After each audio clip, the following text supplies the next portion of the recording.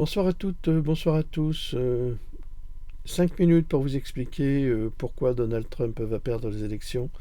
C'est très important de le comprendre et ça concerne tout le monde. Donc c'est un article que j'ai rédigé sur ma page X.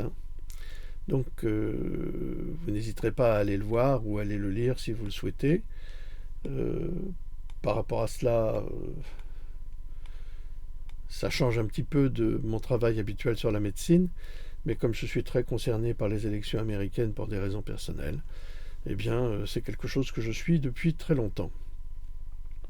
Évidemment, nous n'avions pas trop le temps de l'évoquer plus avant. Pourquoi? À cause des nombreuses personnes qui souffrent de turbocancer, qui sont largement atteintes et qui subissent les conséquences de leur pic-pic gros vide. Allez, on commence. Ça commence par la couverture Your vote doesn't matter. Ça veut dire votre vote ne compte pas. Vous voyez une photo d'Alex Soros, le fils de George Soros, avec Pelosi, et une autre photo avec Kamala Harris, ses complices.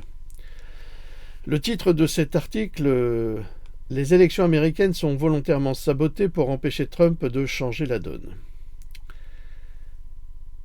Entre guillemets, comme beaucoup d'entre vous le savent, nous avons beaucoup parlé de l'élimination des produits chimiques dangereux de notre environnement et de notre alimentation. Aujourd'hui, j'ajoute que nous allons également nous attaquer au taux explosif de dépression, de suicide et de cancer chez les enfants. Signé Donald Trump. Autre citation. Je vais éliminer la corruption et mettre fin au conflit d'intérêts omniprésent de nos agences gouvernementales de santé et ramener ces agences à leur riche tradition de science fondée sur des preuves et des références, déclare Robert Kennedy Jr. Les réformes que Donald Trump affirme mettre en œuvre pour l'Amérique et le peuple américain font trembler actuellement le Deep State qui ne peut se permettre de laisser le peuple reprendre le pouvoir sur la domination satanique en place depuis que l'Amérique est devenue blanche. L'organisation criminelle du Deep State met absolument tout en œuvre pour saboter et voler une nouvelle fois cette élection d'espoir et de vie promise par le nouveau Messie de l'Amérique, chassant perversion, LGBTQ+, pédophilie, transculture, trafic humain, malversation, crime, escroquerie et j'en passe. Le Deep State ne peut se passer de ses actions pour contrôler le monde et il ne laissera pas Donald Trump remporter les élections malgré l'évidence de l'issue, ce qui aura pour conséquence le déclenchement de la seconde guerre d'indépendance de l'Amérique du Nord, qui, elle-même, ouvrira la voie à une vague de révolte populaire dans chaque État de ce pays sous contrôle du mal depuis tant d'années. La première guerre d'indépendance, rappelez-vous, c'était entre 1775 et 1783. C'est un conflit qui opposa les 13 colonies britanniques d'Amérique du Nord à la Grande-Bretagne, c'est-à-dire les 13 colonies britanniques devenues américaines qui refusaient de payer leurs impôts au roi George, qui les saignait à blanc, évidemment. Aujourd'hui, ce sera celui qui opposera le peuple, ce sera la première guerre, ce sera la seconde guerre d'indépendance qui opposera le peuple à ses dirigeants invisibles mais tellement néfastes. Le peuple n'en peut plus. Il aspire à autre chose que seul Donald Trump peut lui offrir, d'où sa popularité, et se retrouver ainsi frustré de manière aussi malhonnête déclenchera les foudres de ce peuple assoiffé des principes des pères fondateurs, freedom and democracy, c'est-à-dire liberté et démocratie. 2024 sera donc l'année de la nouvelle guerre d'indépendance vengeresse contre le crime odieux de Dallas en 1963 sur John F. Kennedy. Les archives parlent à présent l'implication de la CIA, du Deep State, des lobbies de l'armement et d'une puissance étrangère qui bombarde le Liban actuellement. Les Américains sont à bout, leurs héros sont assassinés, JF Kennedy, Martin Luther King, Malcolm X, toutes ces figures sacrifiées au nom d'un groupe de personnalités richissimes, corrompues et promouvant crimes, morts, Covid et escroqueries bancaires généralisées, toutes à l'origine des misères du peuple américain et des peuples du monde. Le peuple américain sait et comprend à présent que seul Donald Trump représente l'espoir d'une nouvelle Amérique, mais cet espoir devra prendre forme à travers un soulèvement populaire venu des profondeurs de l'âme des Américains pour chasser les diables de leurs repères et les condamner aux pires souffrances. Nous connaissons les noms, nous connaissons leurs visages, nous savons où les trouver, il n'y aura plus qu'à et le monde entier sera enfin libre d'accéder aux connaissances anciennes pour lui permettre de renouer avec les peuples des étoiles et progresser vers un avenir meilleur et plus humain. Trump est une légende, il est drôle et intelligent, il aime son pays et ses habitants et il protégera son peuple. Il est déterminé, ne recule jamais, n'a peur de rien, c'est ce dont l'Amérique a besoin comme président aujourd'hui. En tant qu'Australien, dit un lecteur, je dis au peuple américain de voter pour Trump parce que je voterai pour lui à 100% s'il était candidat au poste de Premier ministre en Australie. Vous avez les liens, bien sûr. Le cauchemar des perturbations électorales. Face à une victoire écrasante de Trump, trop importante pour être truquée, les démocrates ont recours au sabotage du processus électoral avec des attaques informatiques, des bulletins de vote frauduleux et l'intimidation des électeurs devant les bureaux de vote. Nous savions que l'État profond se préparait à réaliser quelque chose de grand et maintenant nous savons de quoi il s'agit. Comme le FBI l'avait prédit, un ou plusieurs groupes très puissants sont en train de bloquer totalement l'élection. Nous n'avons jamais vu des piratages et des bulletins de vote falsifiés envahir une élection comme celle-ci. Quiconque fait cela ne cherche pas à avoir un vainqueur clair. C'est conçu exclusivement pour ruiner cette élection. RFK Jr. expose le complot de Harris visant à déclarer la loi martiale et à ordonner à l'armée américaine de tuer des manifestants américains parce qu'elle a fait voter une loi il y a une quinzaine de jours qui permet au gouvernement de tirer sur des manifestants américains à balles réelles. Une erreur d'impression de bulletin de vote dans le comté du Nevada en Californie a... non, c'est pas le comté du Nevada, c'est dans le Nevada. C'est dans le Nevada, a provoqué des problèmes de numérisation avec 77 000 bulletins de vote, empêchant les machines de comptage des bulletins de les lire correctement. Vous verrez, c'est au niveau du lien. Je pense que le rédacteur ne doit pas trop connaître les États américains. Ça sera corrigé.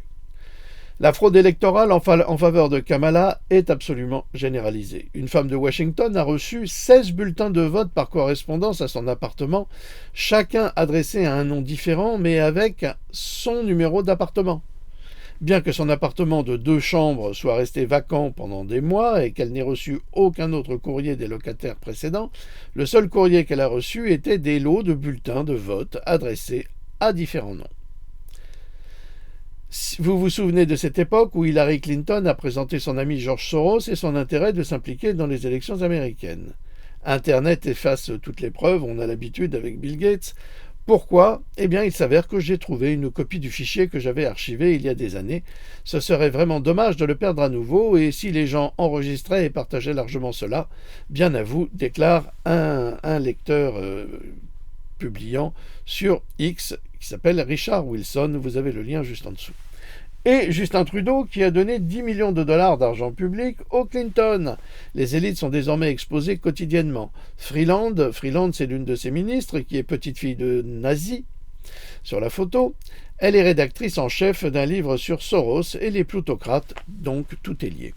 Je vous ai ajouté également sur l'article que vous trouverez sur X Clinton Body Count, le nombre de victimes assassinées ou mortes d'accidents bien étranges ou de suicides, qui sont relatifs justement aux actions des Clinton, le couple que vous connaissez à présent.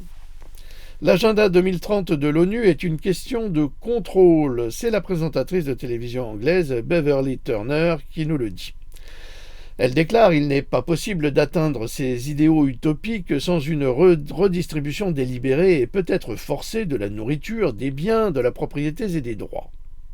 Tout comme le bon vieux communisme, l'ambition d'un résultat égal pour tous se traduit toujours par le fait que les très riches deviennent extrêmement plus riches, que les très pauvres s'en sortent peut-être un peu mieux, mais que les milliards de personnes de la classe moyenne ont plus froid, plus de pauvreté et plus faim, bien sûr.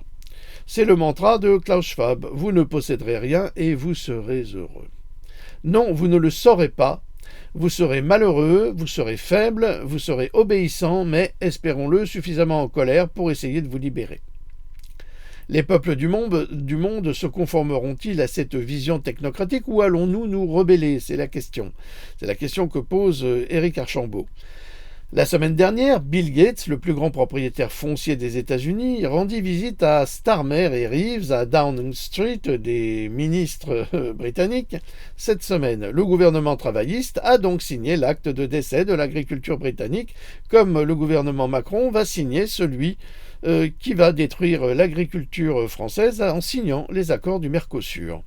Et comme par hasard, ça se fait en Grande-Bretagne après la visite de Bill Gates dans les bureaux de ces, je ne vais pas les insulter, mais vous avez bien compris, de cette corruption généralisée.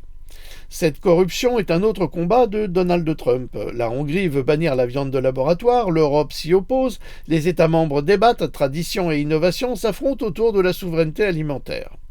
Les sinistrés américains, vous savez, qui ont été victimes de l'ouragan Hélène, se voient à présent retirer leurs enfants. Le DCS menace de prendre en charge les enfants des victimes de l'ouragan Hélène. Cette femme vient de prendre contact avec sa famille et ses amis de l'ouest de la Caroline du Nord. Je leur ai dit, s'il vous plaît, pour l'amour de Dieu, dites-moi que ce n'est pas vrai. Ils ont répondu, c'est complètement vrai, mon amie l'a vu de ses propres yeux. Elle dit que dès que la Croix-Rouge et la FEMA se sont retirés de la zone, dès qu'ils se sont retirés, le DCS intervient, le DCS et le gouvernement Kamala Harris intervient et commence à évaluer ses parents, victimes, et commence à leur dire, si vous n'obtenez pas un logement adéquat, nous allons devoir confier vos enfants à la garde de l'État. Plusieurs exemples donnés dans cette vidéo, Kamala Harris a laissé ces gens sans rien et maintenant on leur retire leurs enfants. À votre avis, pourquoi retire-t-on les enfants de ces gens? Évidemment pour les offrir en sacrifice aux pédophiles qui dirigent le pays et qui font des messes noires sataniques pour s'attirer des forces très sombres qui viennent d'autres dimensions. Bien sûr, ça va vous sembler complètement stupide, mais je vous assure que ça ne l'est pas. Vous avez la même chose en France. Regardez le défilé satanique qu'il y a eu à Toulouse dernièrement. C'était encore un exemple de la haine de l'humanité et de la valorisation de Dieu. Regardez également sur les murs de Londres tous les efforts que les satanistes ont faits pour saluer la mort avec des démonstrations incroyables en 3D. C'est monstrueux. Nous vivons véritablement dans une sphère sataniste, mais nous devons en sortir. Ils ont tellement peur, c'est pour ça qu'ils sortent du bois. Vous ne détesterez jamais assez l'administration de Kamala Harris. Poutine publie donc un rapport de 4000 pages révélant comment les élites ont truqué les élections américaines de 2024.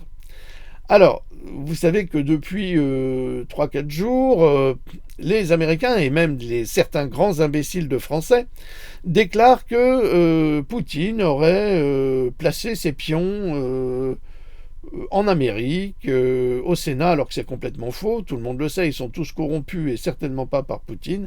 Pourquoi? Parce que c'est impossible, ils sont tous corrompus par les lobbies. Donc, ils savaient que ce rapport allait sortir et ils ont commencé à saboter, encore une fois, l'image des Russes et surtout du président Poutine. Je ne suis pas nécessairement pour Poutine, mais je ne suis pas contre. Les Russes ont toujours été nos amis, ils ont été les amis des Français. N'oubliez pas qui a libéré Berlin en 1945, c'est les Russes, c'est pas les Américains. Qui a libéré les premiers camps de concentration, c'est les Russes également. Donc il faut arrêter, et il y a des Russes qui sont morts pour la France en 14-18. La France a toujours été une amie des Russes, sauf qu'avec Macron qui est j'allais dire Deep State, qui travaille pour Rothschild, parce que c'est son parrain, Rothschild, il faut le savoir, tout est fait pour détruire la France, on a eu un président qui a saboté, mais alors saboté nos comptes, saboté notre démocratie, c'est la honte absolue, il sera jugé, ça j'en suis absolument certain. L'élection présidentielle américaine a été truquée pour garantir que le peuple ne choisisse pas le président Trump, selon le président russe Vladimir Poutine, qui a minutieusement compilé un rapport de 4000 pages détaillant de manière didactique les crimes de l'État profond américain et des élites mondialistes.